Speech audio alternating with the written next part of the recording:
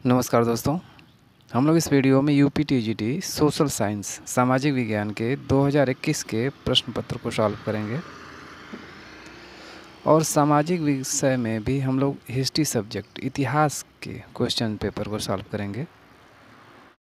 तो चलिए स्टार्ट करते हैं इस वीडियो का पहला प्रश्न दूसरे नंबर से स्टार्ट होगा, क्योंकि जो इस सब्जेक्ट का सोशल साइंस का पहला प्रश्न होता है वो कॉमन होता है। हिस्ट्री, ज्योग्राफी, पॉलिटी और सिविक्स का इसमें चारों क्वेश्चन रहते हैं। चारों के एक ही पहले ही प्रश्न में 4 प्रश्न रहते हैं, जिसका जो सब्जेक्ट होता है वो अपने सब्जेक्ट के 2 क्वेश्चन सॉल्व करता है और दूसरे क्वेश्चन से यहाँ सब्जेक्ट वाइज क्वेश्चन दिए रहते हैं और टोटल इसमें 63 क्वेश्चन रहते हैं। और इसको हम लोग 2 पार्ट में सॉल्व करेंगे। पहले पार्ट में पहले 30 क्वेश्चन सॉल्व करेंगे और सेकेंड पार्ट में, दूसरे वाले पार्ट में जो बचे हुए 33 क्वेश्चन होंगे उसको हम लोग सॉल्व करेंगे। पहला प्रश्न है, नालंदा विश्वविद्यालय की स्थापना किस शासक द्वारा कराया गया था? ऑप्शन ए है समुद्रगुप्त, बी कुमारगुप्त, सी स्कंदगुप्त या फिर डी हर्षवर्धन। इसका आंसर बी है कुमारगुप्त प्रथम। कुमारगुप्त प्रथम द्वारा नालंदा विश्वविद्यालय की स्थापना कराई गई थी। व्याख्या मुनि प्रश्नों की देखेंगे जो ज़्यादा आवश्यक है, नहीं तो हम लोग डायरेक्ट उसका आंसर देखेंगे। नेक्स्ट क्वेश्चन, दिल्ली सल्तनत में चाहलगानी के सदस्य संबंधित थे? ऑप्शन ए ताजिक से, बी अफ़गान से, सी तुर्क से या फिर डी मंगोल से। इसका आंसर सी है तुर्क से। दिल्ली सल्तनत में जो चाहलगनी के सदस्य थे वो तुर्क से संबंधित थे। इसकी हम व्याख्या देख लें। साम्राज्य विस्तार के बाद इल्तुतमिश ने उसे संगठित करने का प्रयास किया। उसने 40 गुलाम सरदारों के गुट अर्थात तुर्काने चिहालगानी का गठन किया। इल्तुतमिश ने मुइज्जी तथा कुतबी अमीरों के वर्चस्व से मुक्ति पाने के लिए तथा प्रशासनिक कार्य को सुचारू रूप से चलाने के लिए नवीन शासक वर्ग का गठन किया, जिसमें 2 प्रमुख दल थे, तुर्कदास और दूसरे थे ताजिक। तुर्की सुल्ताना का महल कहाँ है? Option A Lahore, B Delhi, C Agra या फिर डी फतेहपुर सीकरी।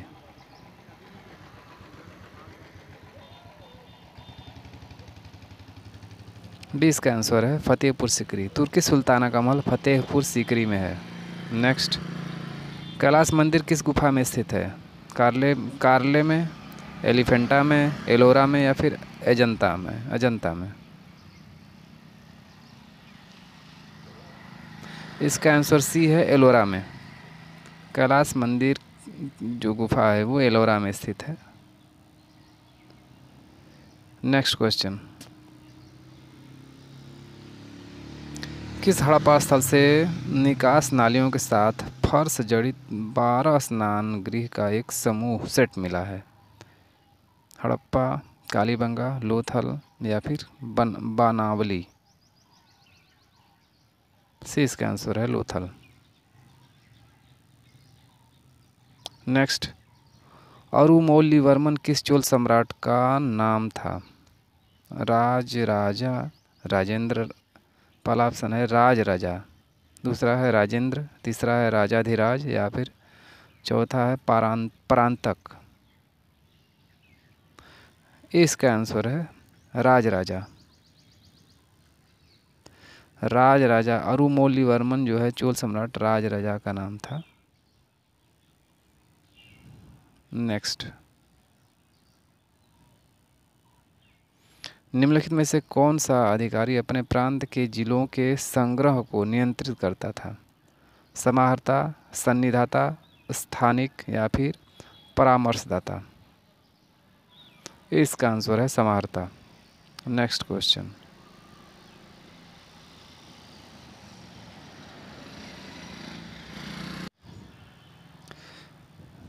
क्वेश्चन में कह रहा है, लेखन के आधार पर निम्नलिखित अशोक के स्तंभों में से कौन सा एक सबसे प्राचीन था?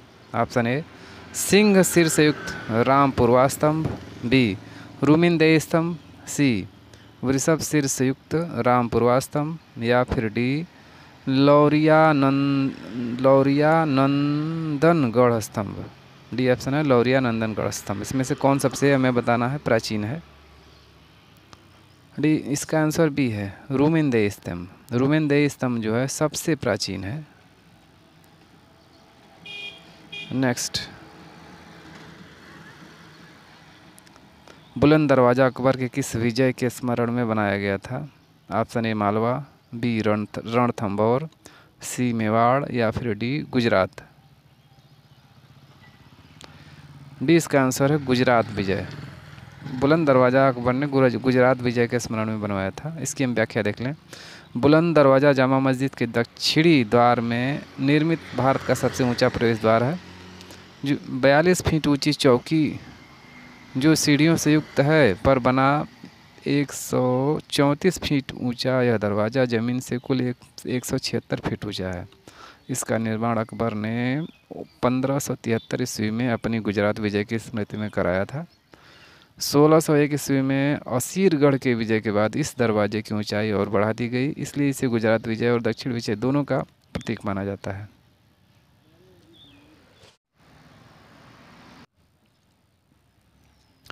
नेक्स्ट क्वेश्चन है, निम्नलिखित में से किस स्थान से अग्नि मंदिर की प्राप्ति हुई है? ऑप्शन ए है कपिशा, बी है सुर्ख कोतल, सी है चार सद्दा, और डी है शाहबाज गढ़ी। किस स्थान से हमें बताना है अग्नि मंदिर की प्राप्ति हुई है? बी इसका आंसर है सुर्ख कोतल। अग्नि मंदिर की प्राप्ति सुर्ख कोतल से हुई है। नेक्स्ट क्वेश्चन, निम्नलिखित किस शासक के समय से झरोखा दर्शन बंद हो गया? अकबर, जहांगीर, शाहजहां, या फिर औरंगजेब। डी इसका आंसर है औरंगजेब। औरंगजेब के समय से झरोखा दर्शन जो प्रथा थी वो बंद हो गया। नेक्स्ट,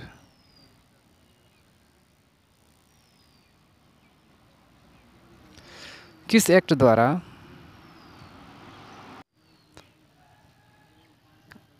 द्वारा भारतीय सिविल सेवा में बहाली की परीक्षा को इंग्लैंड के साथ भारत में कराना सुनिश्चित हुआ? ऑप्शन ए है Indian council act 1861, B Indian council act 1893, C है मार्ले मिंटो रिफॉर्म 1919, या फिर डी है government of India act 1919। D इसका आंसर है government of India act 1919। Government of India act 1919 के द्वारा जो है भारतीय सिविल सेवा में बहाली की परीक्षा को इंग्लैंड के साथ साथ भारत में कराना सुनिश्चित हुआ, और भारत में पहली बार इस परीक्षा को इलाहाबाद में कराया गया था। नेक्स्ट क्वेश्चन नंबर 14 देखें। डिमाकस सीरिया के किसके दरबार में भेजा गया था? बिंबसार, अजातशत्रु, बिंदुसार, या फिर चंद्रगुप्त मौर्य।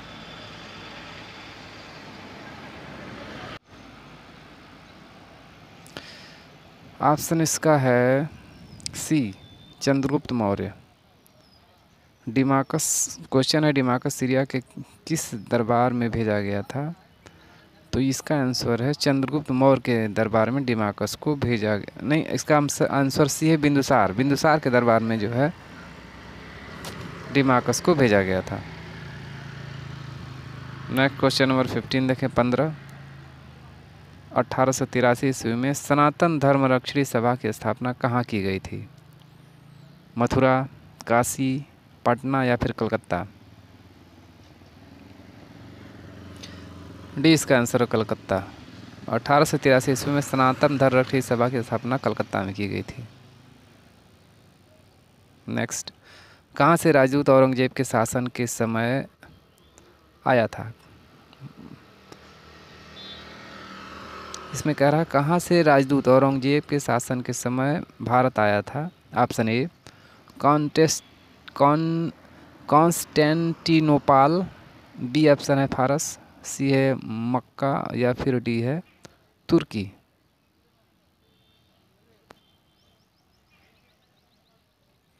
इसका आंसर ए है कॉन्स्टेंटिनोपाल, इसकी हम व्याख्या देखें। 1661 से 1667 ईस्वी के बीच औरंगजेब के पास कुछ विदेशी मुस्लिम शक्तियाँ यहाँ शक्तियों के यहाँ दूत मंडल आए। इसमें मक्का का शरीफ, फारस, बल्ख, बुखारा, कारागर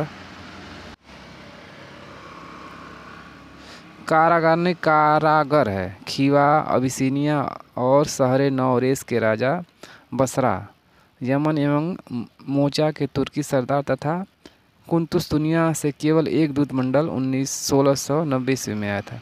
ये जो कॉन्स्टेंटिनोपल है इसको हम कुंतुस्तुनिया भी कहते हैं, इंग्लिश में कॉन्स्टेंटिनोपल है, इसी को हम कुस्तुनतुनिया बोला जाता है। नेक्स्ट क्वेश्चन देखें 17 नंबर। मौर्य काल में समाहर्ता का अर्थ था। ऑप्शन ए सेनानायक, बी गोदाम का प्रमुख अभिरक्षक, सी आकलन और संग्रहण का प्रभारी अधिकारी या फिर डी वन का अधिकारी। सी इसका आंसर, आकलन और संग्रह का प्रभारी अधिकारी बोला जाता था। नेक्स्ट क्वेश्चन नंबर 18 देखें 18। ह्वेनसांग का भारत यात्रा का क्या उद्देश्य था। भारत का भूगोल जानना, बुद्ध से संबंधित स्थलों पर जाना, भारत की संस्कृति को जानना या फिर धन एकत्र करना। इसका आंसर है बी, बुद्ध से संबंधित स्थलों पर जाना। ह्वेनसांग का भारत यात्रा का उद्देश्य था बुद्ध से संबंधित स्थलों पर जाना। क्वेश्चन नंबर 19 देखें 19। अमरावती का महास्तूप मूल रूप से किस काल में स्थापित हुआ। ऑप्शन ए अशोक के काल में, बी शुंग के काल में, डी सातवाहन के काल में या फिर डी गुप्त के काल में। इसका आंसर है सी, सातवाहन काल में। अमरावती का महास्तूप मूल रूप से सातवाहन के काल में स्थापित किया गया, सातवाहन के समय में।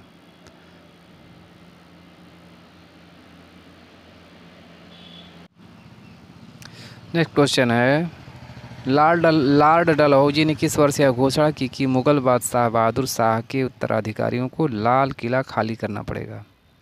ऑप्शन ए है 1848 AD, बी है 1849 AD, सी है 1855 AD और डी कह रहा है 1856 AD। इसका आंसर भी होगा 1849 AD। इसकी हम व्याख्या देख लें।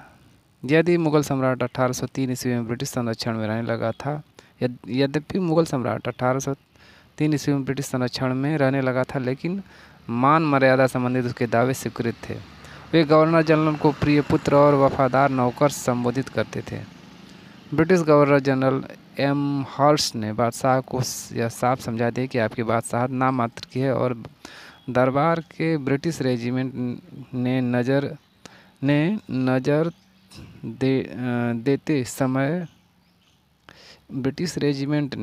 देते समय खड़े होने से इनकार कर दिया। ब्रिटिश गवर्नर जनरल ऑकलैंड ने बादशाह को अपने दावे और अधिकार छोड़ने को कहा। डलहौजी ने 1849 में सम्राट को लाल किले से हटने के लिए कहा, बादशाह को उपाधि छोड़ देने और अपने उत्तराधिकारी नामजद करने का भी अधिकार छोड़ देने को कहा। नेक्स्ट क्वेश्चन नंबर 21 देखें।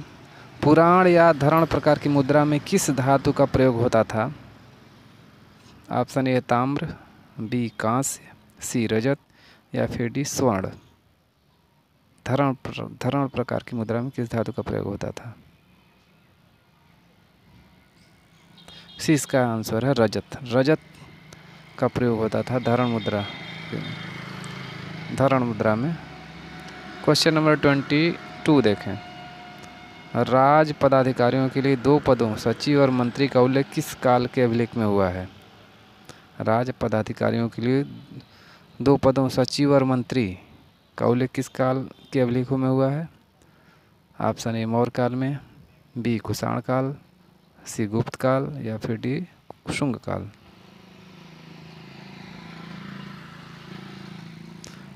सी इसका आंसर है, गुप्त काल में हुआ था। गुप्त काल में जो है सचिव और मंत्री पद का उल्लेख मिलता है अभिलेखों में।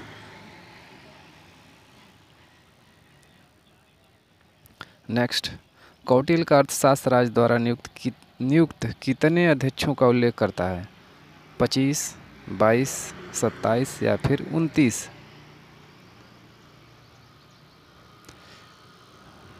इसमें ये कोई भी ऑप्शन इसमें सही नहीं है, क्योंकि अर्थशास्त्र के अध्यक्ष प्रचार अध्याय में 26 अध्यक्षों का उल्लेख मिलता है। नेक्स्ट क्वेश्चन देखें, क्वेश्चन नंबर 24।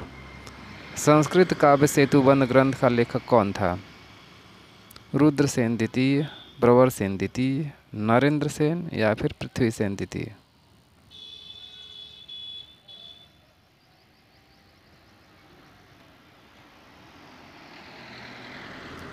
इसका आंसर है बी, प्रवरसेन द्वितीय। संस्कृत काव्य सेतुबंध ग्रंथ का लेखक प्रवरसेन द्वितीय था। इसकी हम व्याख्या देखें। संस्कृत काव्य सेतुबंध ग्रंथ का लेखक प्रवरसेन द्वितीय था। इस ग्रंथ में राम की लंका विजय का विवरण है। प्रवरसेन द्वितीय वाकाटक राजवंश का शासक था। इस राजवंश की स्थापना 3री शताब्दी ईस्वी के मध्य विष्णु वृद्धि गोत्र के विंध्य शक्ति ने की थी। उसके पूर्वज सातवाहनों के अधीन बरार के स्थानीय शासक थे। सातवाहन के पश्चात विंध्य शक्ति ने अपनी स्वतंत्रता घोषित कर दी। क्वेश्चन नंबर 25 देखें। जौना खान किसका प्रथम नाम था? अलाउद्दीन खिलजी, गियासुद्दीन तुगलक, मोहम्मद बिन तुगलक या फिर फिरोज शाह तुगलक?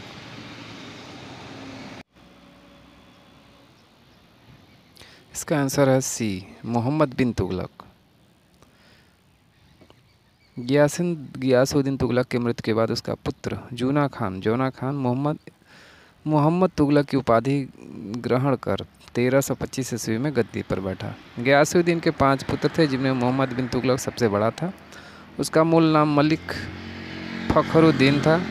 वह जौना खान के नाम से जाना जाता था। 1320 ईस्वी में जब सुल्तान गियासुद्दीन शासक बना तो जौना खान को उलूग खान की उपाधि दी और उसे अपना युवराज तथा उत्तराधिकारी घोषित किया। Next question number 26। किस चोल शासक ने मदुरै कोंडा और मधुरांतक उपाधियों को धारण किया? विजयाल, आदित्य प्रथम, परांतक प्रथम या कुलोत्तुंग प्रथम? किस चोल शासक ने मदुरै कोंडा और मधुरांतक उपाधियों को धारण किया? इसका आंसर सी है, परांतक प्रथम। इसकी हम व्याख्या देखें। परांतक प्रथम आदित्य प्रथम का पुत्र था तथा उसकी मृत्यु के उपरांत राजा हुआ। यह चोल वंश का वास्तविक संस्थापक था तथा अपने वंश का पहला सार्वभौम या सर्वसत्ता संपन्न शासक था। इसने मदुरै के पांड्य शासक राज सिंह द्वितीय पर आक्रमण किया और वेल्लू के युद्ध में हरा दिया। मदुरै पर विजय के उपलक्ष्य में उसने मदुरै कोंडा की उपाधि धारण की। इसकी अन्य उपाधियां थी मधुरांतक, वीर चोल तथा संग्राम राघव। Next question number 27। अर्थशास्त्र में विविताध्यक्ष किसके लिए प्रयोग किया जाता था? विविताध्यक्ष, चारागाहों का अध्यक्ष, वाणिज्य का अध्यक्ष, खानों का अध्यक्ष या फिर कृषि का अध्यक्ष? ये इसका आंसर है, चारागाहों का अध्यक्ष।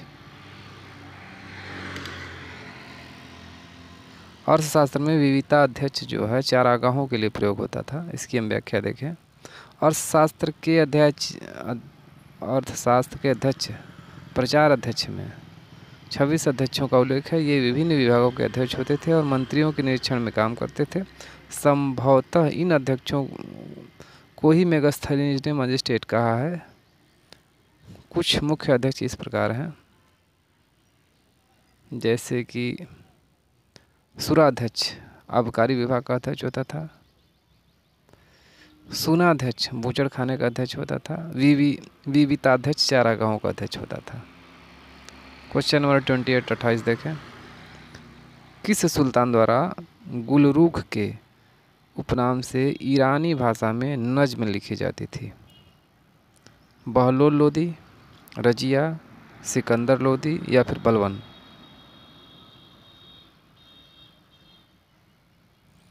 सी इसका आंसर है सिकंदर लोदी। सिकंदर लोदी द्वारा गुलरूख के उपनाम से ईरानी भाषा में नज्म लिखी जाती थी।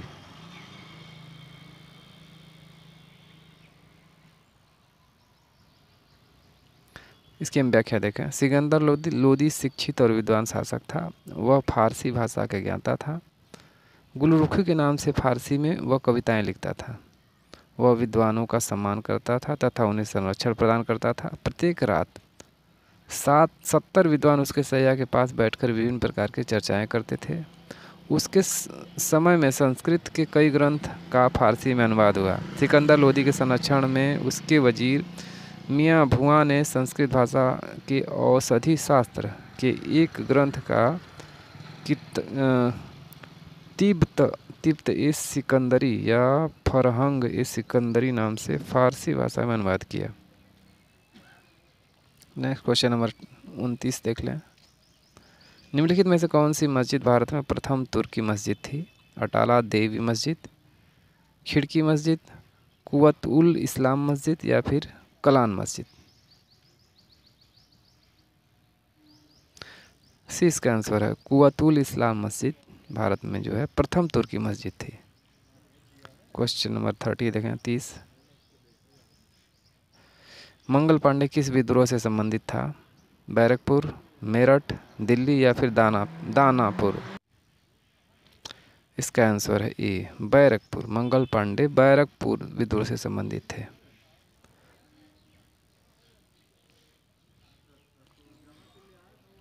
इसकी हम व्याख्या देख लें। मंगल पांडे 34वीं रेजिमेंट बैरकपुर मुर्शिदाबाद के निकट जो अपने साथियों के साथ 29 मार्च 1857 को एडजुटेंट लेफ्टिनेंट बाग की हत्या कर और मेजर सर्जेंट ह्यूसन को गोली मारकर विद्रोह कर दिया। इस विद्रोह का तत्कालीन कारण पुरानी लोहे वाली बंदूक ब्राउन बैस के स्थान पर न्यू इनफील्ड राइफल का प्रयोग था। इस राइफल में कारतूस के ऊपरी भाग